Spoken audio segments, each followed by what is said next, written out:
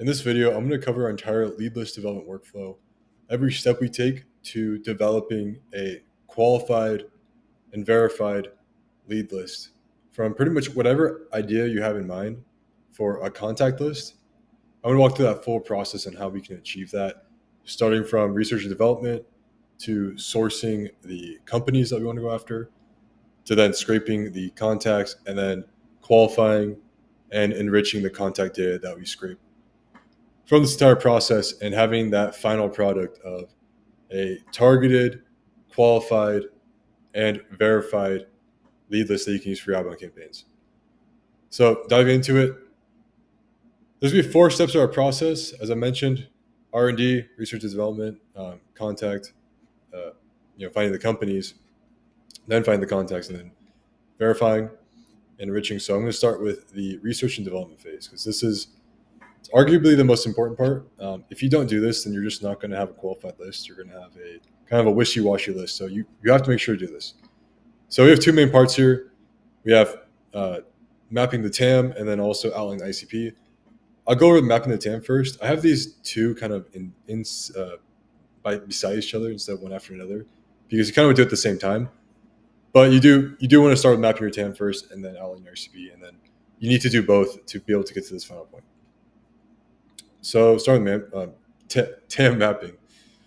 First, what we're going to do, we're just going to perform some deep research GPT-03. Pretty much going to ask it, all right, can you give us a list of what are all the relevant industries we can service? So like have GPT analyze your service and just give a list of every single possible industry you can service. You honestly might learn a few that you may have not even known were serviceable with your offer. So we get that list first, and then you also want to scope out the base requirements such as like employee size, location, and that's really the main thing. Like we want to get base information. Like these are like the base requirements. This is not the ICP yet. This is just the overall total addressable market that we can technically reach out to, and they can utilize our service, right? Because TAM is not equivalent to ICP. ICP is your ideal customer profile, whereas your TAM is just everyone that can use your product, essentially. That's relevant to reach out to. So yeah, we want to outline all available industries that we can target. Once we have that information, I'll dive into that in a second, but with that information, we're going to need to actually outline our ICP as well, because if we don't know our ICP, then we're not going to be able to create these targeted and qualified lead lists that we want to create. We're not going to be able to find the best fit people that we actually want to reach out to, right?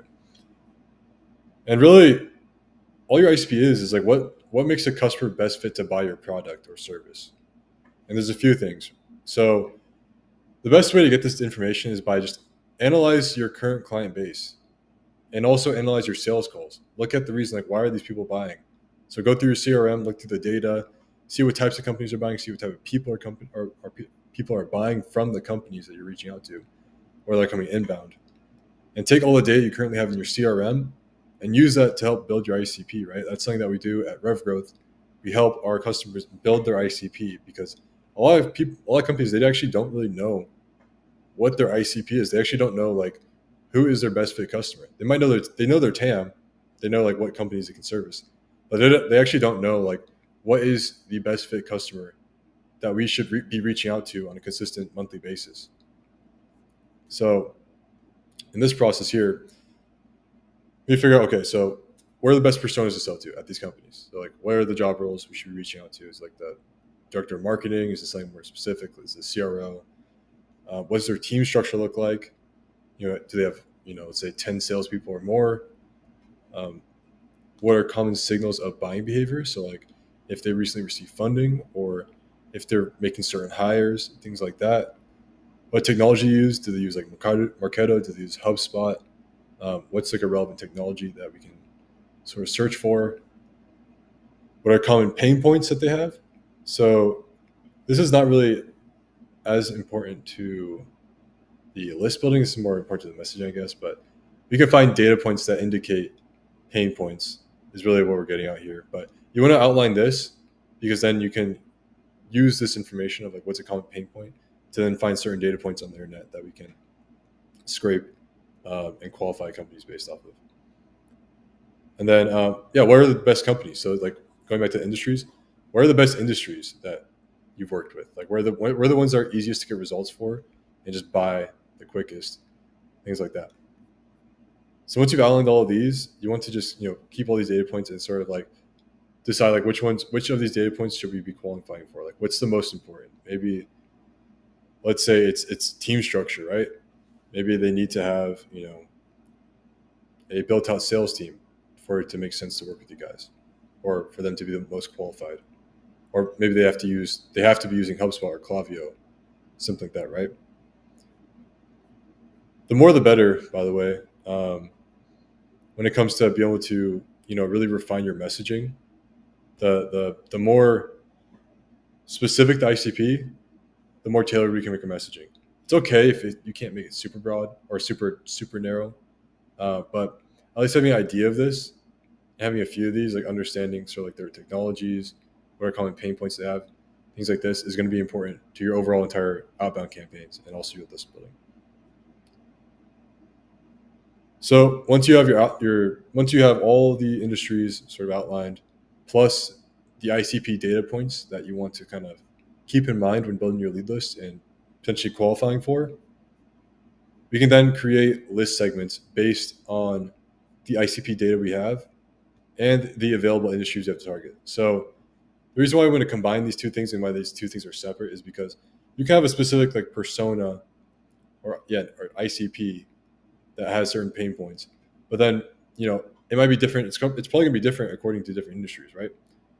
So with these, you need to kind of do deeper research and like create these different segments based on the different industries. So let's say we take a sales leader from a company that has 10 plus salespeople, and we're reaching out to construction companies. That persona in that industry is going to have it's going to be a different segment, ICP segment, than let's say that same sales leader with 10 employees at a manufacturing company. It's going to be two completely different scenarios, right? Or like let's say someone who's like a head of engineering. There's just going to be different scenarios depending on the industry. So you can have a persona, but depending on the industry, it makes a difference, right? And yeah, so anytime we build a list, we always want to choose one segment to target. We don't want to be mixing multiple segments together, because it's just gonna hurt our messaging because we can't get as specific with it. Now we're going to be diving into the actual how we're going to find the ICP companies. So first, before we find any contacts, we need to get the companies, right? So we'll run deep research using I use O3 in most cases. You can use Perplexity too. Well, I just want to find the best fit databases to source the accounts from. And there's pretty much three from every list that we build. There's really just like three different databases or types of databases that we source our companies from. First being online directories / Google Maps. So this is best for like scraping very niche data points or industries that are really hard to scrape. So let's say like you're scraping local, Google Maps is probably gonna be the best for that. Or if you're scraping some sort of like really niche, let's say you're scraping an association, like a company that's a part of like a specific industry association. You're gonna have to go to an online directory for that data. You're not gonna be able to scrape Apollo or Crunchbase for that.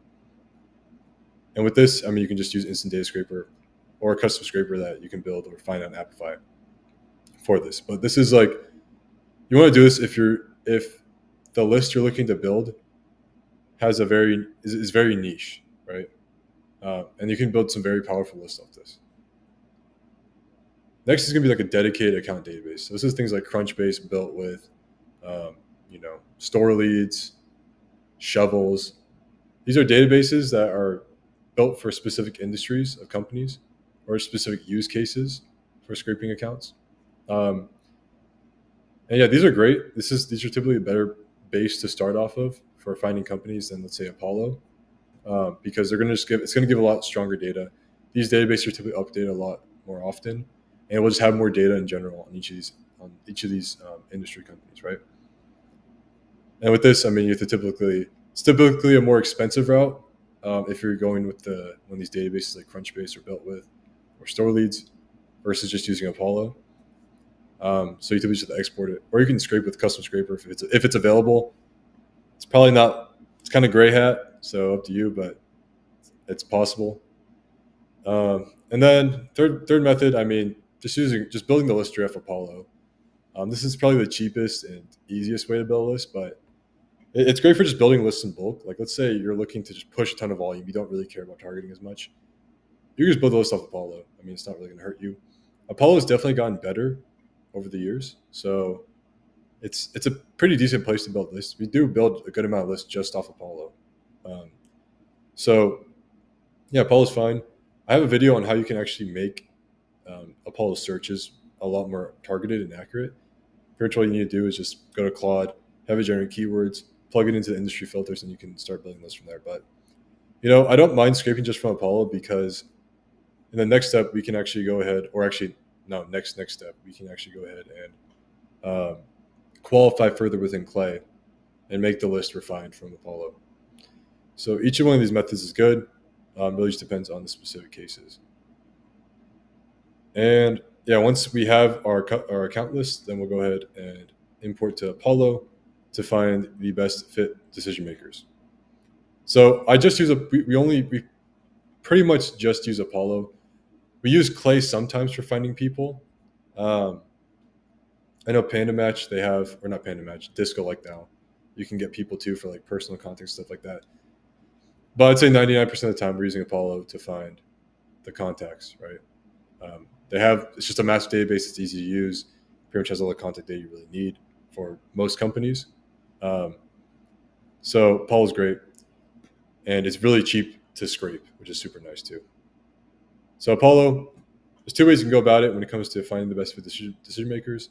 You can just filter for the seniority and function within their integrated tabs they already have, or you can go to like Sonnet 4 and create persona, job title, keywords for the keyword search, which typically is going to give you a lot more accurate list. So I always recommend doing this. Thing is with this, when you just use the filters they already have integrated, a lot of times you get a lot of really random roles that don't fit what you're actually looking for. So that's why I really recommend using Claude to generate keywords around the specific job title you want to go after. Once you have that list, just go ahead and scrape it. We use it Appify. Honestly, you really should not be paying for Apollo unless you're like an enterprise company. You want other data points, go ahead. But if you're just an agency or pretty much any company that's that doesn't need to pay for Apollo, then just use Appify to scrape Apollo. They have Apollo scraper. Use it. It's $1.20 for each 1,000 leads. Then once we have the list, we go ahead and import to Clay, and we want to run through our enrichment table. So I just filmed a video on this about 3 days ago, or maybe like 4 days ago, on our enrichment or sort of like general qualification and enrichment table that we use for pretty much all the lead lists we build now. And this covers the entire process. So it kind of goes like a two-step process. First, we qualify the companies that we get from our list, and then second, we enrich the contacts. So we don't enrich contacts first and then qualify. The reason why we do that is so we're not wasting enrichment credits. We only want to enrich contacts that are qualified, right? Instead of doing vice versa. So first, we start qualifying the companies from the ICP data points that we've laid out. This can be more rigorous for certain clients than others. Certain clients, they don't really need to do much. We'll just run a Clay search to make sure it's the industry company that we're going after. So some other clients, we need to go through 10 different data points to qualify companies. Really depends, but this is the general process that we do. So first we'll have Claygen analyze the companies to confirm that they are a part of said industry that you're targeting or not. Super easy one to do. Pretty much just have Claygen give a summary, then use like GPT or Claude to analyze the summary to determine whether they are the industry company that you're going after. If you want to go further than this, you can go ahead and use Appify, Claygen, Zenrose, or Serper to pull unique data points that you're looking for certain qualification points. So let's say we're looking for, I think we were doing one for like, there was some sort of specific filing we were having Claygen search for each company. And if they hadn't done that filing, then they were unqualified. So you can do points like that, or just search for any other data points. Like if they have, let's say, if they have like an enterprise pricing that's over $5,000 for their SaaS platform, things like that. You can use Claygen, or AppFi or any of these tools, scraping tools to find this data. Then we also use Lead Magic to find any missing data points or incorrect data. So sometimes we'll pull a list from like some other database, and maybe like the employee count would be super off. Let's say like they only have 5 to 10 employees, but in reality they have like 10,000 plus. Lead Magic helps us, make sure that any of these missing data points on like company size or industry or company description, Lead Magic can find this for us, and we'll have that there. And once we have run these prompts, run the qualification, we'll go ahead and filter the leads according to the qualification data. And we don't always I didn't mention say like only filter for qualified leads, because the thing is, qualification can kind of vary. If we have leads that are unqualified but they are still a fit, we still might want to contact them, so we don't want to waste them. But it kind of depends on the case. So depending on that, you can determine whether you want to run those contacts through the waterfall enrichment or not. Once that's done, of course, run the qualified contacts to the enrichment waterfall. I forgot to put the steps, but I think everyone knows at this point. Just Prospeo, ICPs, Lead Magic, run it through, find more email data, phone number data if we need to, LinkedIn data if we need to. Once we have that, go ahead, verify the waterfall emails. Typically do emails in most cases, sometimes phone numbers. And yeah, once you get to that point, now you have a list of contacts that are ICP qualified and verified. And that's pretty much our full process. Looks more confusing than it actually is. But yeah, this is the most thorough way we've seen for building, targeted, qualified, and verified lists with, extra contact data that we need for getting the most out of our campaigns, right? So hope you found this video useful. If you have any questions on this workflow, let me know below. Thanks.